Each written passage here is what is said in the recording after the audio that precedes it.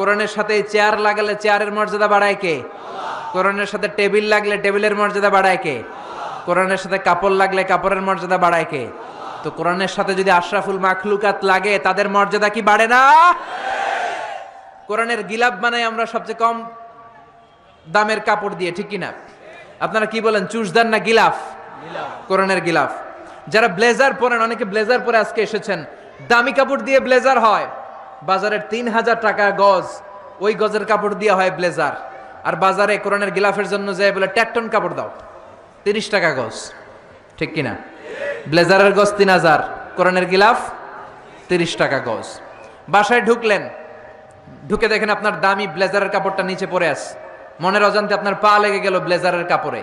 এই বাংলার জমিনে এমন কোন আহাম্মক কি আছে নাকি ব্লেজার ধরে চুমু খাবে? আছে? ঘরে ঢুকলেন, ঢুকে দেখেন চান্দোলা বাজারের সবচেয়ে পুরাতন কাপড়, টেট্টন কাপড়ের ৩০ টাকা গজের ওই কাপড় দিয়ে, যেটা দিয়ে কোরআনের গিলাফ বানানো হয়েছে, ওই গিলাফটা জমিনে পড়ে আছে। মনের অজান্তে আপনার পা লেগে গেল গিলাফে। চুমু খাবো কি খাবো না? জোরে বলেন, খাবো কি খাবো না? এই কাপড়ে চুমা দেন কেন? এটা তো কম দামি, এটা তো টেট্টনের কাপড়। ৩,০০০ টাকা গজের কাপড়ে চুমা দেন নাই, ৩০ টাকা টেট্টনের কাপড়ের দাম এত বেড়ে গেল। এর মুআজিজাটা হচ্ছে কোরআনের মুআজিজা। টেট্টন কাপড় যদি কোরআনের সাথে লাগলে মর্যাদা বেড়ে যায়, আশরাফুল মাখলুকাত যদি কোরআনের সাথে লাগে তার মর্যাদাকে আকাশচুম্বী করে দিবে কে? আল্লাহ।